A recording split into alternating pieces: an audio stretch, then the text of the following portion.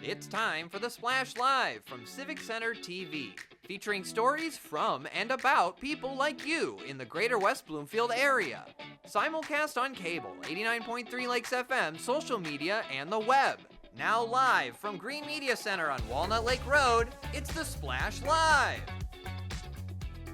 Live, local, social, it's the Splash Live on Civic Center TV and 89.3 Lakes FM. I'm your host for today, Tyler Kieft, and thank you as always for following along with our program on social media, Facebook at Civic Center TV 15 and on YouTube at Civic Center TV. Follow us on Facebook, like us on Facebook, subscribe and hit that bell icon for free on YouTube, and you'll follow along with us each and every day with everything that's happening across the greater West Bloomfield area. Let's get into it, as it's already been a busy Monday and now into Tuesday here in the greater West Bloomfield communities. It all began really close to home, right next door to us on the campus of the now former, temporarily, Chico Elementary School, where students and families and alumni and teachers and administrators from across the school district and across the district's history came back to the old Green Elementary School and Chico Elementary School for one final walk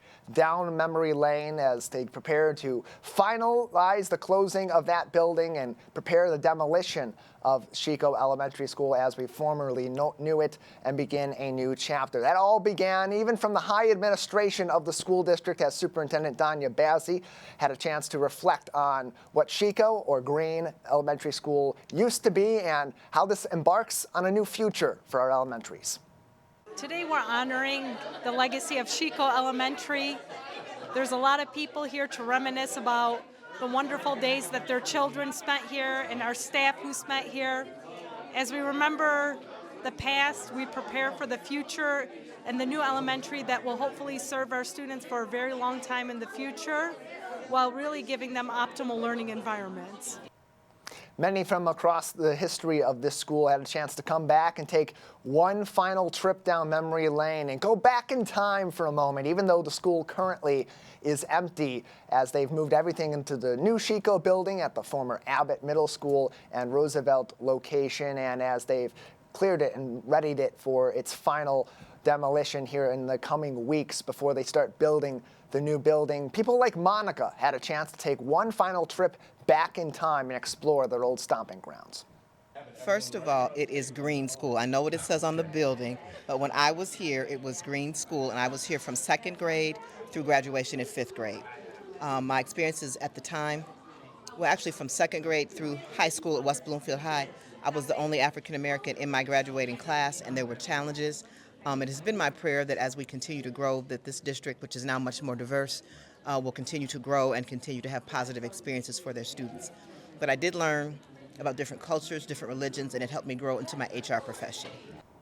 And it's tough for me even sometimes to call it Chico Elementary School. I've been here at Civic Center TV for 7 years. During that entire time, it's been Chico Elementary School. But before that, back in my day, it was Green also, including the only experience I had in the school was back when I was in preschool. I had a summer camp experience for a couple of weeks through the school district at Green, right next door. So that experience at Chico, formerly known as Green, unique for everybody, including going back to our building here at and the campus of the current Chico Elementary School, Green Media Center. The original school also got some love during that walk down memory lane earlier this week.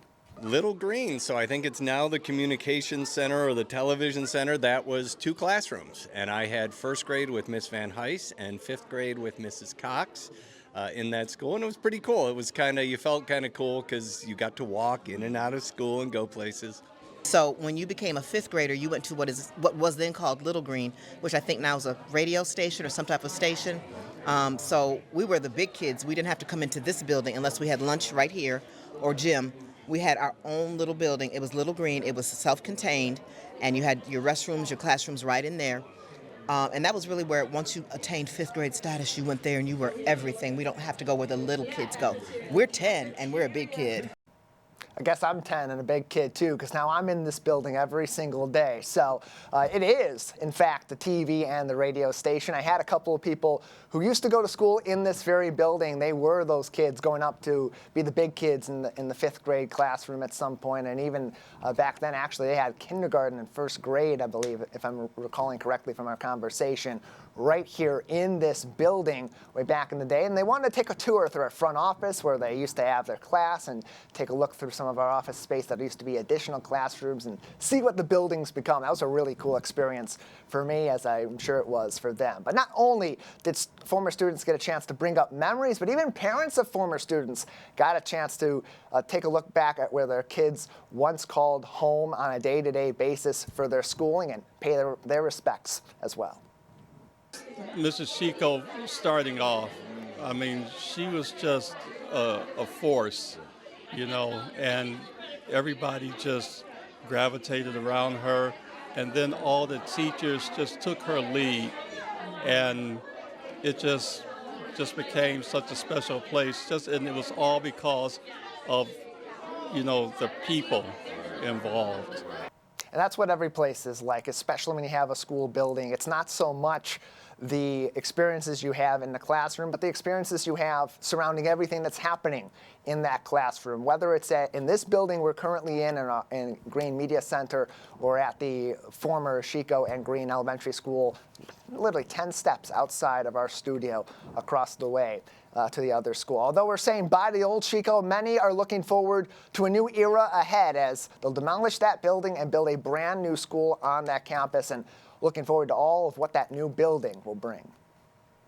Well, I like the fact that it's going to specifically be for STEM students, because I think that's where the future is. And to dedicate for the town, for the West Bloomfield Township to dedicate a building specifically to that says that the township is thinking of our kids and what they need to succeed in this world. The new Chico Elementary School is expected to open on this same campus in the same location in 2026. In the meantime, Chico Elementary School will remain in its current location at the old Abbott Middle School and Roosevelt Building at the corner of Orchard Lake and Commerce in our community. More information on the transition, and even see some more photos from that amazing night they had at Chico Elementary School, facebook.com/West Bloomfield Schools, or keep up to date with this project in the West Bloomfield School District on WBSD.org. Speaking of some new paths forward, some new people and some new faces coming to the West Bloomfield Township Police Department. Monday of this week was the official swearing in for Officer Nicholas Israel to the West Bloomfield Police Department. Officer Israel was sworn in by the Township Clerk Debbie Binder alongside Steve Kaplan, our Township Supervisor, on Monday, a graduate from the Oakland Police Academy, where he also served as his class president. You can congratulate Officer Israel and welcome him to the West Bloomfield Police Department right now on the Facebook page of the department, facebook.com/West Bloomfield PD, as you can see him posing for pictures with many of the leaders from the police department. Chief Patton in this picture, Deputy Chief Young and Sergeant Metcalf, among others from the police department and the township, welcoming the newest officer to the team. Again, you can do the same, facebook.com/West Bloomfield PD.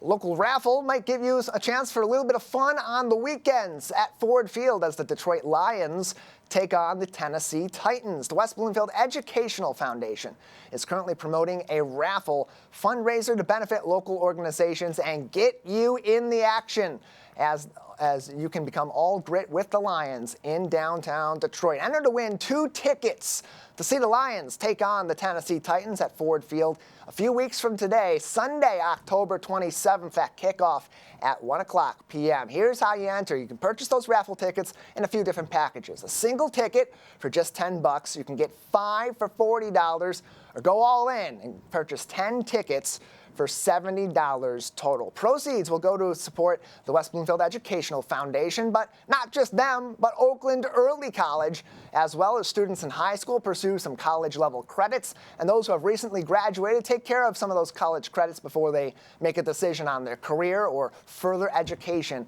at the higher level. All a great cause. The drawing will be on October 22nd at 10:22 a.m. 10:22 at 10:22. So you have until then to get your entries in place. To do so, wbef.org/donate or find them on Facebook at West Bloomfield Ed Foundation. Again, the West Bloomfield Ed Foundation or the West Bloomfield School District's Facebook page, also with a link to your donations, facebook.com/West Bloomfield Schools.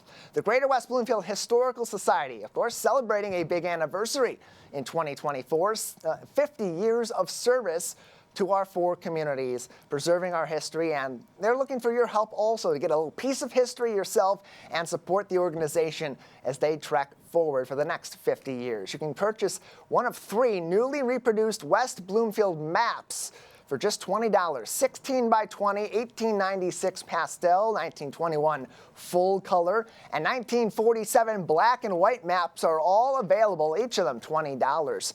At the Orchard Lake Museum and at West Bloomfield Town Hall's clerk's counter as well. Each map indicates property lots, buildings, and owners' names that were there during those respective years. So you really get a chance to walk down memory lane through history of our community. You can pick up a copy and see what used to be on your property. Just $20, and it all goes to a great cause, supporting the Greater West Bloomfield Historical Society. Go to gwbhs.org for more information on that. Now, earlier on this week, we told you about a pretty disturbing incident in our community as anti-Semitic messages were spread throughout hundreds of homes in the Greater West Bloomfield area. We told you we had reached out to the West Bloomfield Police Department to get more information on that and what the residents should know. We'll have that information and that conversation for you after this break. Live, local, social, it's The Splash Live on Civic Center TV and 89.3 Lakes FM.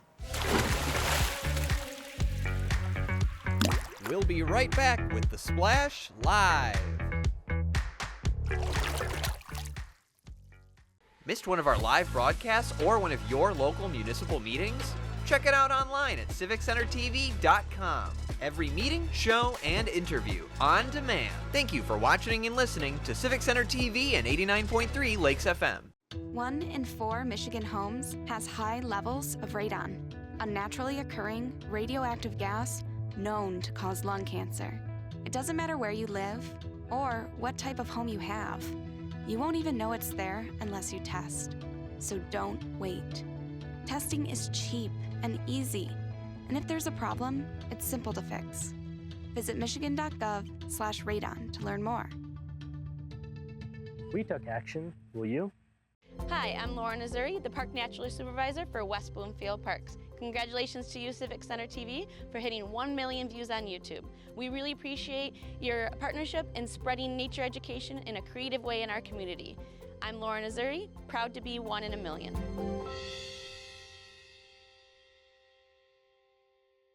Good nutrition can help make sure you have enough iron, calcium, and vitamin C in your body, which can make it harder for lead to enter your bloodstream. Help protect your family from the harmful effects of lead.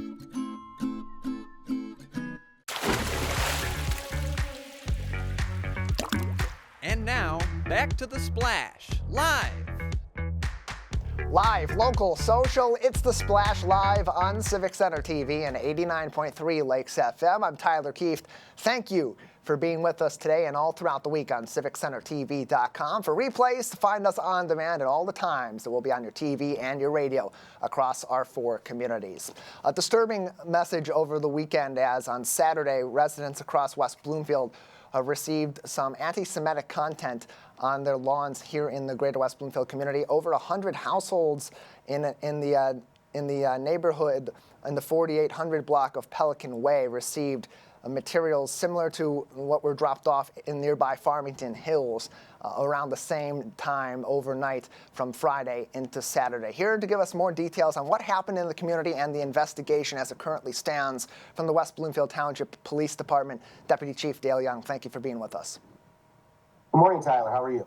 I'm doing okay. That may not be necessarily the case for many other residents in the community, those 100-plus households that received this content, and certainly the greater community that has now been made aware of what has happened in our community. Give us an overview of what the police department knows about what happened in that area of the 4800 block of Pelican Way over the weekend.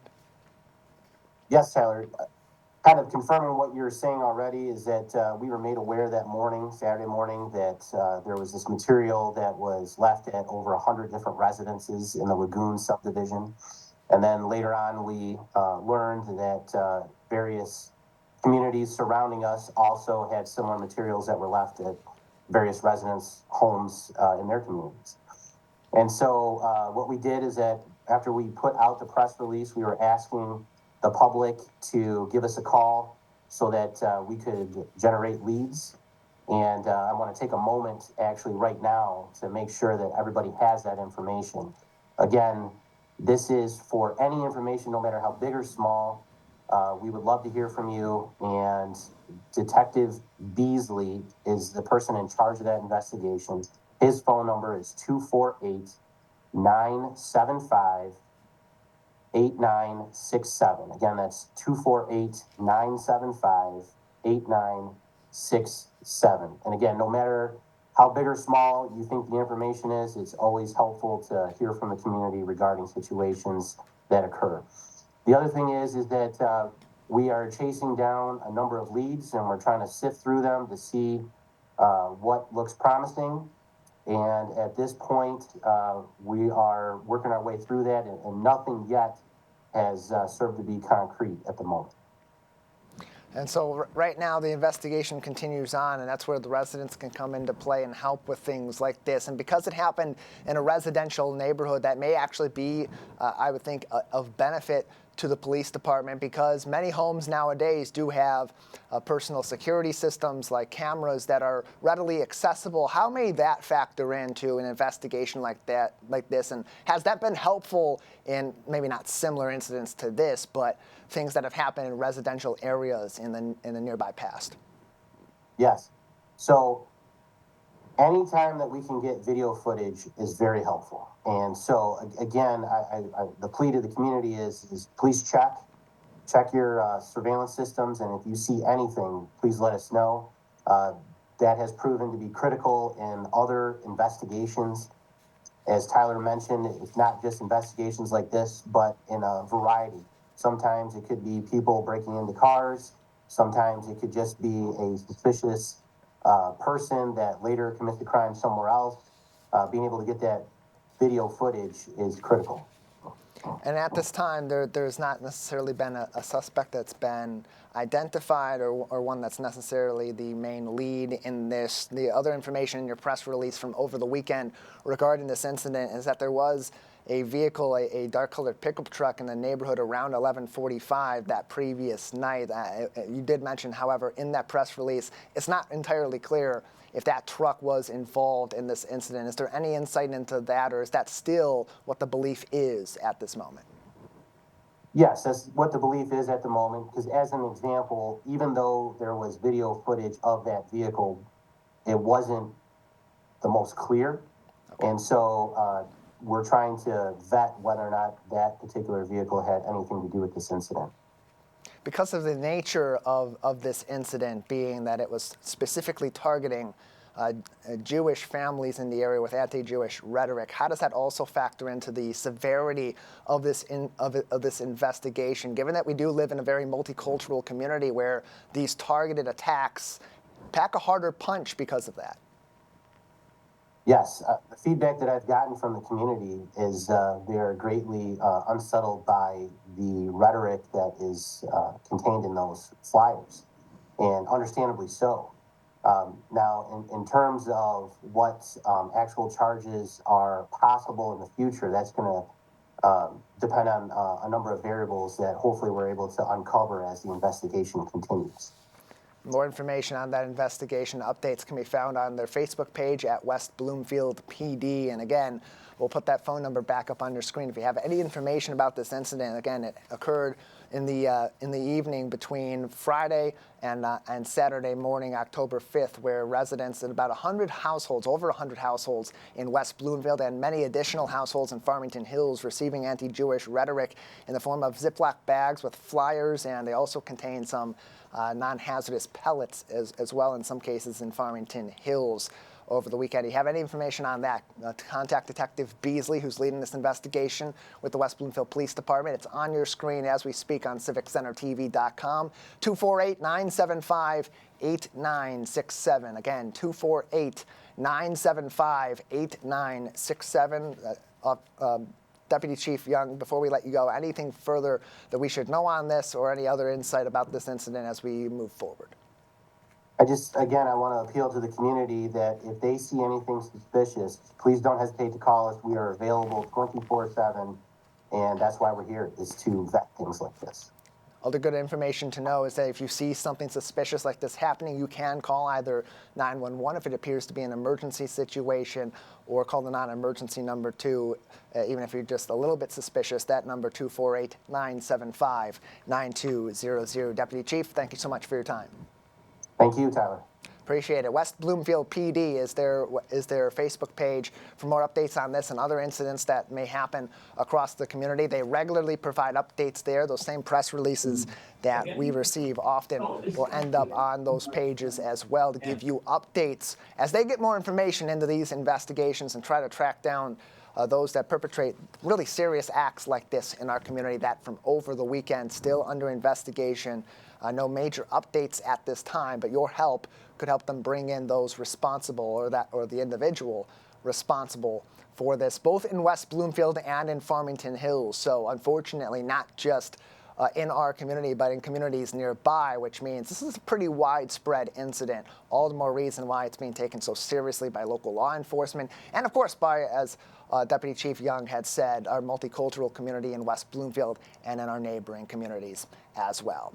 Well, look, we're looking toward a tumultuous season as we approach the presidential election in early November. But not only is your choice for president and vice president on the ballot, those ever important down ballot local elections also up for your choice and your vote come November. That includes who's going to be on the West Bloomfield Township Library Board and who will be our new leaders on the West Bloomfield School District Board of Education. Here to help us with more information on those candidates and help you, the voters, get to know who is on your ballot, the League of Women Voters Oakland area, who will be holding candidate forums for both the Library Board and the school board this weekend. We will have those for you on demand on CivicCenterTV.com. Joining us now from the League of Women Voters Oakland area is Deborah Ross. Thank you for being with us today. Oh, thank you for having me. Good morning. Yeah, glad to have you on. Glad to have you on as it's an important time in our community as our residents get ready for the election. A nonpartisan group like yours in the League of Women Voters, they have a number of different ways that they try to help voters make an informed decision. Candidate forums are just one of those. So tonight we're having a candidate forum for the West Bloomfield Township Library Board and the school board, like you mentioned, and it starts at 6 p.m. at the West Bloomfield High School I Center. We like to take the questions from the audience and the residents and the voters that live right in the district. So please join us, and we will take your questions, and the candidates will be there to answer them. And we also like to educate everybody on all the candidates for all the different leagues all the different. We have Vote 411 right here. You can find all your candidates that are voting for all the seats, your county commissioner, your water person, your mayor. So you can go to this site right here, vote411.org. You can put in your specific address and your ballot will come up, and you will find all the information about your candidates for all of the races that are local to your, specific to your ballot. And what we like to do as the league is make sure that we have an educated electorate. That's our goal and our mission. We're nonpartisan. We don't really care what you're voting for or who you're voting for. We just want you to do it from an a very educated spot. And what I find to any be the most questions for me? compelling, and what I find to be the most compelling, Deborah, about these candidate forums is that it's not like we see in the presidential debates where candidates are asked about the issues and they kind of veer off the beaten path and go after each other. These are very specifically designed forums to get information from the residents about issues that are important to them and hearing specifically from the candidates within a specific set of rules. We have a very specific guideline that you have to follow. We do not like to have a Jerry Springer format. We have guidelines. There are no responses from the audience. They are not allowed to shout questions. They sign up for questions. They give them to the pagers. They give them to the moderator, and they are read. There's no response, no clapping. It's very controlled, very civil, and very polite. We let everybody speak their mind. They get 1 minute to speak, and then the next person answers the question. We don't tolerate any talk about the other candidate. That will be shut down immediately. And tonight, both of the forums, the library board and the school board will be featured first, followed by the library board. And both of those will be available for you on civiccentertv.com as we go forward on demand. We'll have them, as we say in the business, live to tape, so you can show up and attend the candidate forum, and then we'll be able to watch it back later on. And even though not every candidate always shows up for each of these forums, you also give an opportunity for each candidate to still be heard in the forum, whether they can be there or not, through statements too.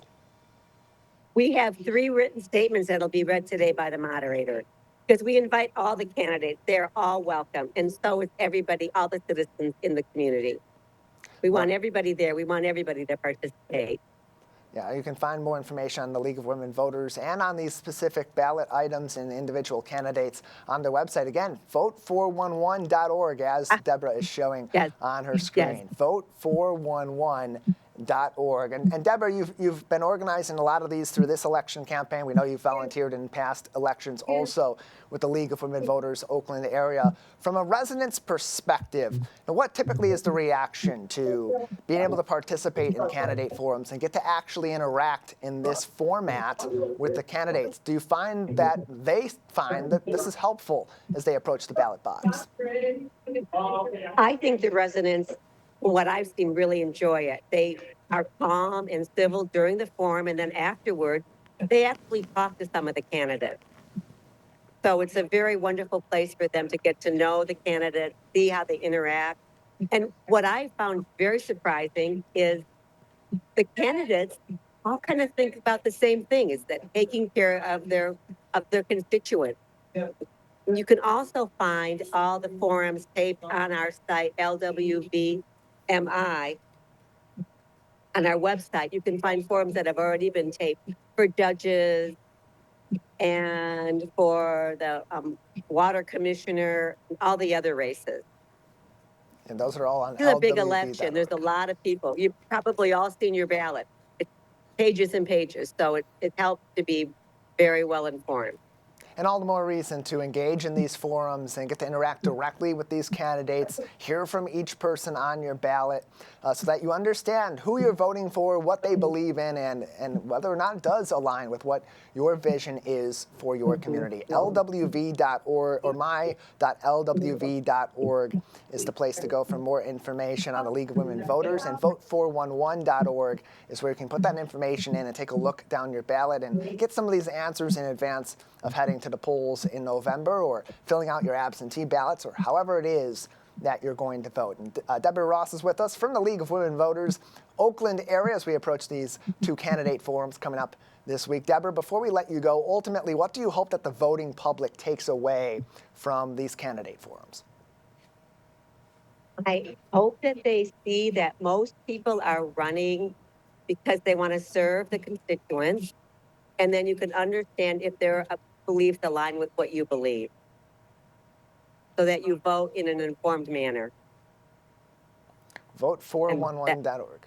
Yeah, vote411.org is the place to go for all of this information. Deborah, we'll let you get back to your busy morning. We know you're out and about in the community, getting ready for this forum tonight and enjoying your Tuesday in Greater West Bloomfield.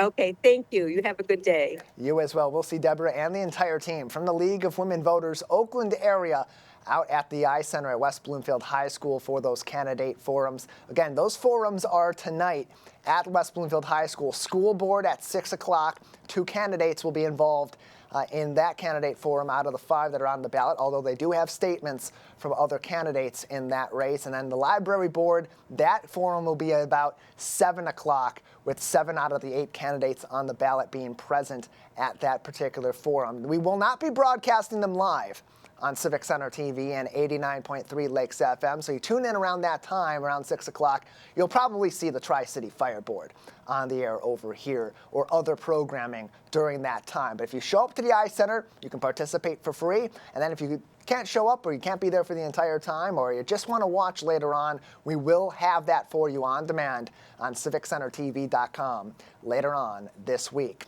Another place we have all that stuff on our Facebook page and on our YouTube page, Facebook at Civic Center TV 15 and YouTube at Civic Center TV, where we also broadcast live coverage of West Bloomfield Laker football each and every week. This week a little bit different, special circumstances with the holiday on Friday. The football game will be on Thursday, but I had a chance yesterday to talk to head coach Zach Hilbers and reflect on the Lakers' incredible win last week Friday against the Lake Orion Dragons. Here's our conversation. A really impressive game on Friday night last week against Lake Orion Dragons. 49-41 the final score in favor of the Lakers. Your initial thoughts after that massive win that keeps you in the mix in the OAA Red? Well, it was a big win, but it was really just really an excellent high school football game that kind of had everything. Ebbs and flows, back and forth, one team having momentum, the other team gaining it back, and pretty much went right down to the wire. And it was, from the jump, a back-and-forth game. Lake Orion comes out, they get a score in the first 4.5 minutes of that game, and T.R. Hill had a classic T.R. Hill drive. But then your offense was able to bounce right back against a very tough Lake Orion defense. Particularly, it was impressive on the run game from Joshua Tate. He was fantastic on Friday night. Yeah, Josh, it was the best I've seen him play. He's played really well in stretches, but to see him put together that type of game, I mean, statistically, it was one of the better games we've had from a running back in, I don't know, my 15, 17, 18 years here.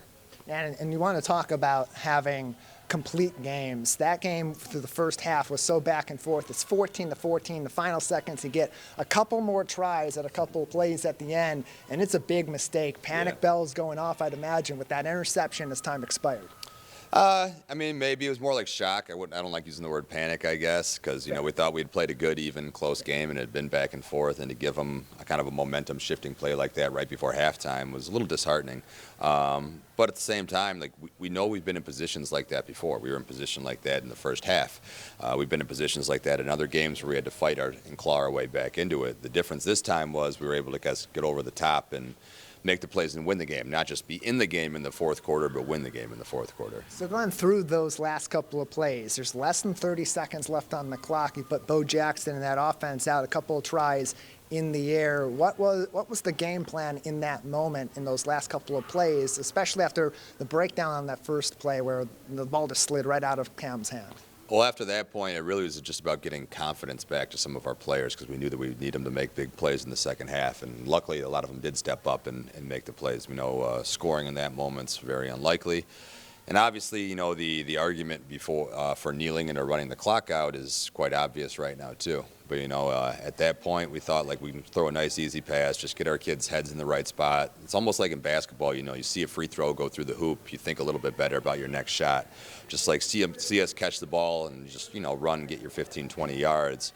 Hopefully just get your mind in the right spot for the second half, I guess. The Lakers at that point went into the second half down 21-14. They had the ball to start the third period, and Lake Orion's defense showed up, and they were Lake Orion's defense. They go back down the field, and it ends up being 28-14. Yeah. That's where we start to see that question come into play. Is the second half going to be a classic Lakers second half from weeks 1 to 5, or did you guys turn the corner? Obviously you did. You came back down, you scored, you got a huge stop in the special teams. How impressed were you with their response to being down 2 scores that early in the half? Well, it was huge because I think you could kind of start to see it on some people's faces, like, oh my gosh, we did this, we've done it again, we've been right there, we made a couple mistakes, and now it's like we're playing it from behind. But when that happens, you're always one play away from, kind of switching it back in your favor. So after we scored, when Kylo Dickerson made the tackle, forced the fumble, recovered the fumble all himself, it's probably the biggest play of the game, and it shifted momentum back in our favor, and it was all it took to, I guess, level it. And from that point, we took it and ran.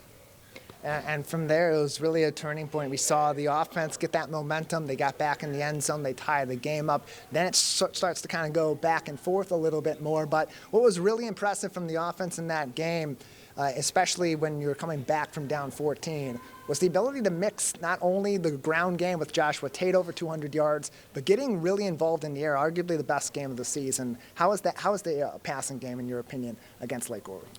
Bo was outstanding. He threw for really high completion, and we mentioned in the first half we actually had some drops that really cut into his completion percentage.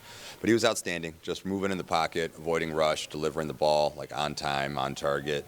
And then, our guys, like I said, made plays when they needed to behind him. You mentioned it last week, going up against a guy like T.R. Hill. Never an easy task. He's so versatile. He's dynamic in the air. He's excellent on the ground as well. But as he started to get better, and as the game progressed, it seemed like your defense, especially that front seven, were really able to lock him down. That made a huge difference late in the game. It did, and we kind of set the challenge of stopping him can really slow down their whole team. They got other really good players too. I mean, their receivers made plays, and they have some other good runners. But we know that he's kind of the one that gets everything going, that stirs their whole offense. So we tried to hit him as much as we could, insert more people into the quarterback run game, and the kids kind of accepted the challenge, and thankfully we're up for it. Early on in the game, you weren't able to have your special teams in full function. Justin Ward not out there. He couldn't kick extra points. But he comes back in the second half. How huge was it to then have your kicker and have those options to either take a risk and go for two or take those points and try to keep that game kind of in back and forth mode? Yeah, it definitely gives you more options, which is good. And, he kicked really well coming back. And we scored a lot in the second half, so we had a lot of chances for extra points and for kickoffs. So it's definitely better having him out there. Yeah. The Lakers coming up with a 49-41 win against Lake Orion last week, setting up for a very interesting final week in the OAA Red Division. We'll get to that a little bit later on, but Coach, you said it last week that the season wasn't far from over after that Clarkston loss. There was a lot of good to be taken away from that. Seemed like a lot of that good came into the fold on Friday against Lake Orion. Your final thoughts from that 49-41 victory? Really just proud of the kids because, you can say all those things, and even though they're true, to really believe them and take them to heart is difficult when you don't get the results you want. And, a couple league games where we played really good teams close, we just didn't come out on top. And, you're talking about, 15, 16, 17-year-olds. A lot of them do get disheartened and discouraged when, things don't work out their way. So the fact that they, kind of believed in the stuff and believed in each other, I was just, like I said, I was really proud of them. More information on the West Bloomfield Lakers varsity football team, including a link to our coverage of their 49-41 victory over the Lake Orion Dragons last week Friday, are on civiccentertv.com/Lakers Sports. Our coverage of Oxford versus West Bloomfield this week Thursday. Coming up also on that same page, we'll have information on that. Likely going to be a radio-only broadcast. A very busy day over here in the greater West Bloomfield area with municipal meetings that evening as well. But we'll keep you updated on the specifics of our broadcast of that big game on Friday between West Bloomfield and the Oxford Wildcats, a game that can have some very consequential outcomes in the OAA Red Division. As we talked about with Matt Catoni earlier on this week, if the Lakers win on Thursday and then the Lake Orion Dragons defeat Clarkston on Friday, there's a chance of a 5-way tie for the OAA Red Divisional Championship in 2024, something that has not happened before in this division in its history. All 5 teams in the division would share the regular season title for the OAA Red. Here in the West Bloomfield School District, we assume that so many kids are well fed as they go to school Monday through Friday, and when they go home over the weekends as well on Saturday and Sunday. But even in the West Bloomfield School District, that is not always the case for every kid in our elementary, middle, and high schools. That is where Fueling Kids' Futures comes into play. And joining us to tell us more about the organization and a really fun fundraiser they have coming up very soon are Kathy Chico and Tracy Fulkowski with us on the Splash Live. Thank you both for being with us today. Thanks for having us. Thank you. Glad to have the both of you on. Kathy, we'll start with you. We know that Fueling Kids' Futures previously was known as Blessings in a Backpack in the greater West Bloomfield community and nearby areas. What originally inspired you to become involved with this organization and really be spearheading it over these years? Well, when I retired, I'd worked with kids for 1,000 years, and I was looking for something that would be meaningful, that would be helpful, and certainly in my own home district that I'd been in for so many years. And I heard about what was then called Blessings in a Backpack from a friend, approached Tracy and Ellen Simmons and Kathy Clark, who are also on our steering committee, to see what they thought about it. And we decided we'd give it a try. And so we started it in 2012. And we've been doing it ever since, and have been pleased with the results. You know, it's kids that come to school every day. They might get free lunch. They might get free breakfast. They might not get any of those things, but they go home on the weekend and they're hungry. And so this program is to send 6 non-perishable meals home every weekend of the school year to students who are in need. And so far, we've feel gratified that we've had comments from children, from staff, from parents as to how much they appreciate the program. And Tracy, we'll go over to you now also on this, because this is an important issue for us to address in our schools. Make sure these kids aren't going home hungry any day, let alone over the weekends when we're not able to really be able to gauge that and help them out directly as we are Monday through Friday. So how do you then go about finding who these kids are that may be in need of this? Because for many of these families, pride can come into it, but this is a necessity for these kids, and we want to make sure that A, they're taken care of, but B, we're also not necessarily calling them out and putting them under a spotlight in front of their classmates and their community if that's not something that they and their families want to be happening. So we send newsletters home to the families every year, letting them know. We have all the principals that send out notifications in their weekly newsletters advertising our program. And within that newsletter, there's Kathy Chico's email is in there, and parents can email them. They can let the teachers know, the principals know. There's really any contact within the school district. The parents can send to get word to Kathy Chico, and then her and I coordinate making sure that the students' names get added to the list, and each week when they meet to pack, a bag is added for that classroom. And then the teachers do a great job of keeping it very anonymous. They'll put the bags in the students' locker or in their backpack. In the high school, we do it a bit different because the kids are so concerned about their friends knowing. They just get called down to the counseling office to pick up their food for that week. And then ultimately they go home with this food. They end up not being hungry over the weekend, and they can come into class comfortably, or at least more comfortably, come the next week. So what, Kathy, typically are the reactions from these students and these families? They get this assistance from Fueling Kids' Futures, and we know it makes a difference just on paper because they have these meals they otherwise wouldn't. But what's the true impact of this work that your organization's doing? Well, there's been studies done when we were called Blessings in a Backpack on how it affects children. And teachers would say, kids that came to school on Monday and were lethargic or crabby or had trouble concentrating, that when they were added to the program, that seemed to change. Plus, there was studies done on test results and achievement scores. And well-fed children are happy children. They're able to concentrate more, get their schoolwork done. So there's been a number of studies that have indicated that children fed by any program, whether it's Fueling Kids' Futures or Forgotten Harvest or whatever are going to perform better in school. Nobody wants to work on an empty stomach. Think about yourself. When it's lunchtime, you're hungry, right? You want to get something to eat and you feel better afterward. So we're confident that this is helping children, and teachers are seeing it in the classroom. And I would imagine, too, collaboration is a huge part of what goes into this effort. It's not just fundraising, putting the meals together, and ultimately getting them to the students that are in need of this. Tracy, how does collaboration both within the school district but also outside in the greater community factor into being able to give these kids these critical resources for the weekend? Well, one way is we work with every school district or every school within our district to make sure that they provide us with the names and communicate back and forth if a particular student has an allergy or has any dietary restrictions. We accommodate that the best that we can. In addition to that, we are truly a non-for-profit, so the only way that we make money and can purchase the food for the kids is by our annual fundraiser.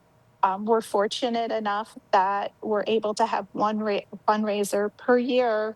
Between that and donations that we receive, we're able to feed students for the entire school year. And that has truly been one of the best ways for us to be able to continue this program. We have on November 8th, I'm sorry, it's a Friday, we have our trivia night fundraiser, and we serve dinner at 6 and then trivia starts at 7:30. The event sells out every year. It's a great time. We ask people if they want to dress up based on their team name.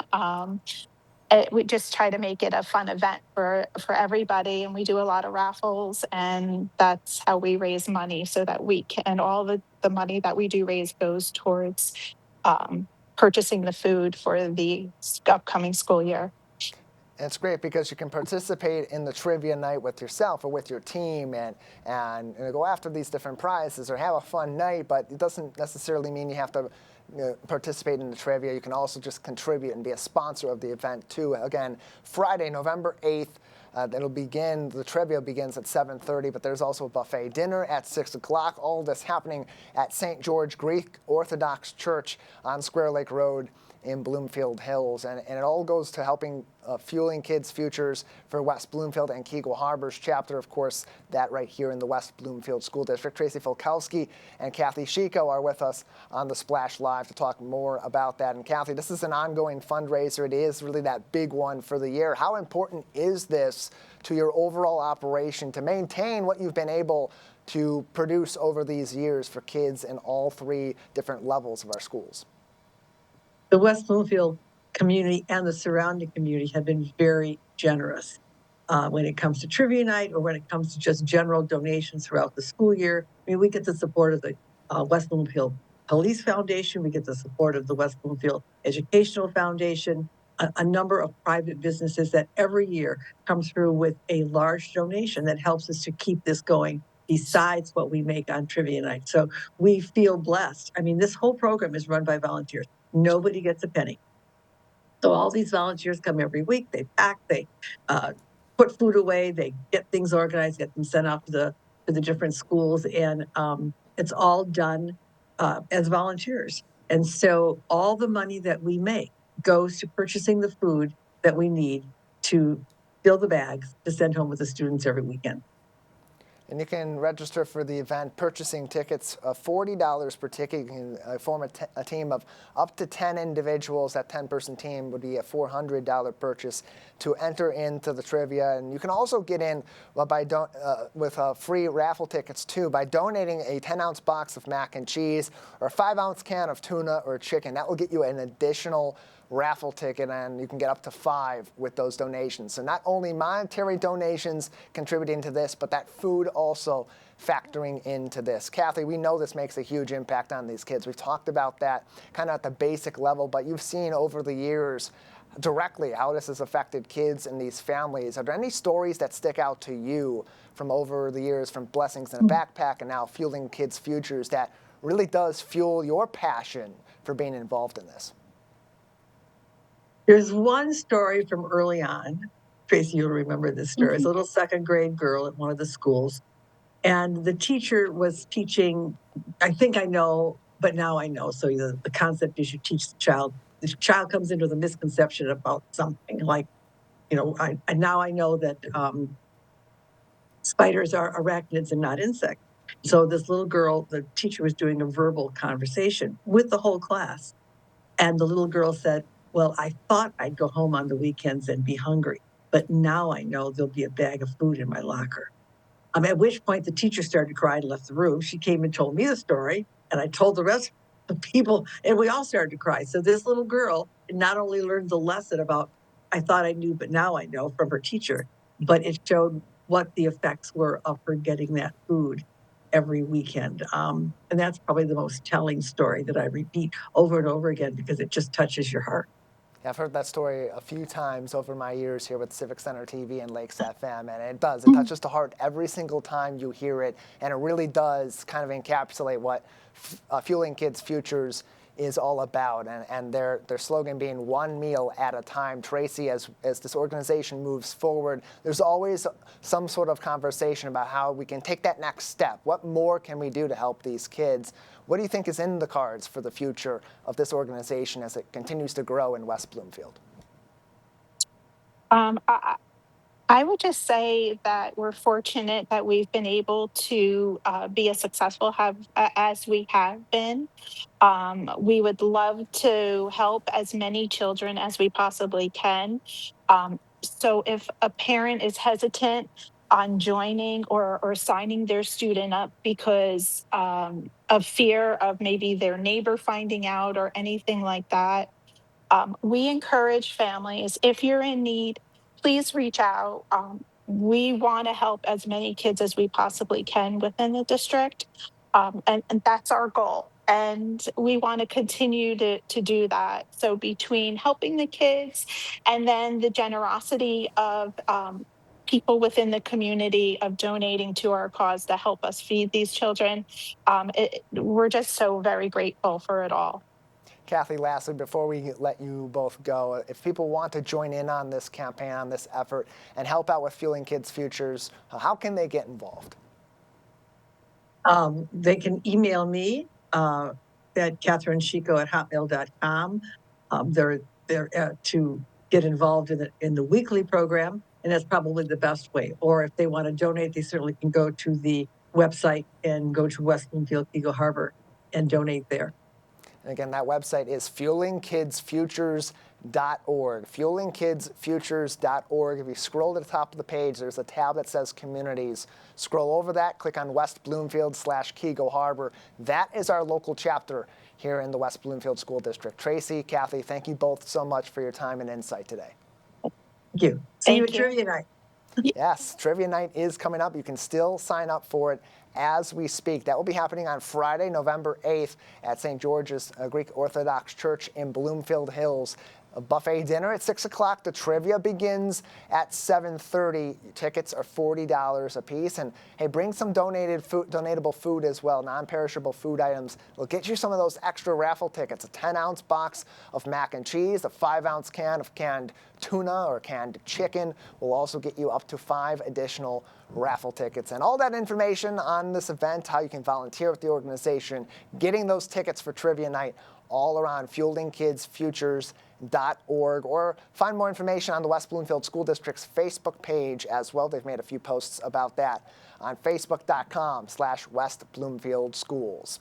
Other news being made by our kids across the community, a really cool moment that's been a few years in the making in the heart of the lakes. Back in 2022 at a local bar, a commercial was being shot featuring Red Wings legend Nick Libett, who wore the number 14 back when he had the winged wheel on the front of his jersey. The joke of this commercial was that people were coming up to him and recognizing that he was a former Red Wings player, and all of them were wearing that Red Wing jersey. That includes in this take from the commercial you're seeing on your screen on CivicCenterTV.com of young Keaton from Eagle Harbor wearing his Red Wings 14 jersey alongside his grandpa and going up to Nick Libett there on the right side in the gray sweater on CivicCenterTV.com. The only problem is that 14 jersey isn't a Nick Libet jersey, but rather a player I'm a little more familiar with from back in my childhood, Brendan Shanahan.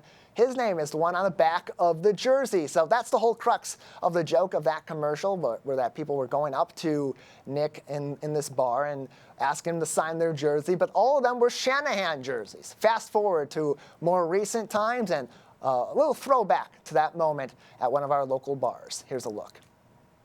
Can I have your autograph? Absolutely you can. Thank you. We got the right one this time. Wait, my God, yeah, this is Keaton. So what's going on here, guys? I don't know. He wants your autograph. Go ahead. Here, autograph his shirt. What's your name? Keaton. Nice. Go ahead, autograph it, Nick. You got room? Wait until so I can sign it properly. All right, little clap, everybody. Big cheers as this time Keaton has the correct 14 jersey. Now he can really support the Red Wings, and hey, you know what? Maybe one day if he starts picking up a hockey stick and playing hockey, he'll be number 14, and maybe someday Nick will be signing his jersey as well at one of our local bars. Cool story out of the heart of the lakes in Keego Harbor, where just a little ways down the street, another business is looking to support our four-legged friends. Back in June, we spoke to Rachel Shepard from Evolve Yoga on Orchard Lake Road in Keego Harbor, just around the bend as you head toward Cass Lake Road, before they had a special puppy yoga event over one of the weekends over the summer. Well, puppy yoga is coming back to Evolve Yoga, but this time they're doing a little bit of a side quest. Not only do they want to, of course, raise awareness to find these puppies and these dogs their forever homes, they want to support a local shelter with a fundraiser in the process. That will be done to help support Make a Difference Rescue out of Detroit. And you can support them by joining in on this puppy yoga class this week, Sunday, beginning at 1 p.m. Now, spots are limited for this yoga class, and sign up is already underway. So if you want to get involved, you want to enjoy the yoga with these incredible puppies at Evolve in Keego Harbor, now is the time to sign up, sooner rather than later. A couple ways you can do that. Visit them on Facebook at Evolve Yoga Love, or call them up at 248-343-3468. Again, that phone number, 248-343-3468. Not only will you be helping to patronize a local business here in the greater West Bloomfield area, but supporting their efforts to make a difference with the Make a Difference Rescue out of Detroit, and support our four-legged friends across the metropolitan area. Also a good time to keep in mind some great business advice happening in our community from some local experts, including Casey Crane and Roop Raj. Our team at Civic Center TV hard at work out at Wabi Country Club today as we record their conversation with the business community about all that's going on right now in the world, from conflicts overseas to, of course, the conflicts of the election season, the state of our economy, changes in technology and business and commerce that all affect our small businesses and affect your households right here in the greater West Bloomfield area. That is happening already today. Tickets were already sold out, and if you're watching this later on, it's probably already happened, but we'll have the full conversation for you on demand on CivicCenterTV.com and on your TV and radio stations here in the greater West Bloomfield area in the coming days. So stay tuned on our website on CivicCenterTV.com for more information. And, of course, follow us on social media as well. Facebook at Civic Center TV 15,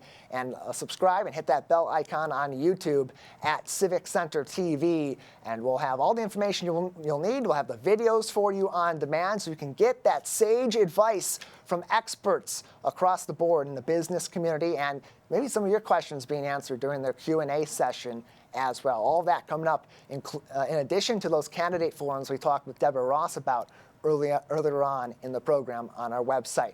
Also a good time this week to get out and get your flu shot if you haven't done so already. It is that season, and the West Bloomfield Township Clerk's Office is partnering with Alana's Foundation and the Michigan Visiting Nurses Association for their 7th annual flu vaccination clinic, Thursday from 3:30 to 5 p.m.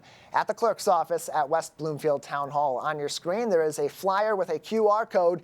If you scan that by taking a picture with your phone or just pausing this video and scanning that with your QR code scanner app, you can sign up on Alana's Foundation's website for a time slot between 3:30 and 5 o'clock. using Clinic ID 2464 and passcode ALANAS2024 in all caps. Again, Clinic ID 2464, passcode all caps ALANAS2024, which is on this flyer on your screen on CivicCenterTV.com as well. If you do have a copy of your insurance card, good information to also provide at that time. And if you can't attend this flu shot clinic, there will be another one on Sunday, October 13th from noon to 3 as Alana's Foundation joins us and the community at the Fire Department open house at Fire Station number 1 on Orchard Lake Road.